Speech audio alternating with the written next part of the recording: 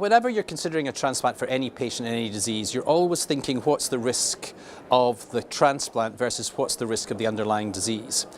And until pretty recently in CLL, we didn't have good options for what we call high-risk patients for whom transplantation played a major role. So fairly recently, the number of allogeneic stem cell transplants that were being offered for CLL was rising almost exponentially.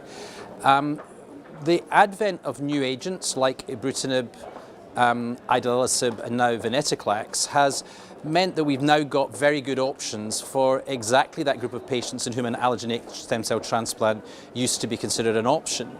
So now it's about weighing up the risk, and it's pretty clear for our patients that when you talk to them about, you can either take this pill that's got a pretty good efficacy with a very low side effect profile, or you can undergo an allogeneic stem cell transplant with a morbidity and mortality. It's not a very long conversation that we're having with our patients anymore.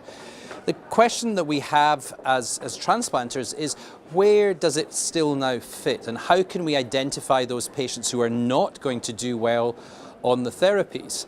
And of course that's also a constantly changing field, because as we went from having 1 to 2 to now 3 agents, you've always got a backup for those patients that either fail to respond or are intolerant of the drug. So it's constantly a moving playfield. Now, of course, not everyone in every market has access to all 3 of the agents which are licensed. So a little bit at the moment, exactly where a transplant fits with these novel agents will be dependent on, what in your particular region there is access to for the other types of agents. But in general terms, my feeling is if you've got access to at least 2 of those agents, we're pushing back transplantation much further than we did before. The last problem you then have is, of course, if you're really looking at very end-stage patients, we know already that those are the patients who are also going to have poor outcomes for transplants.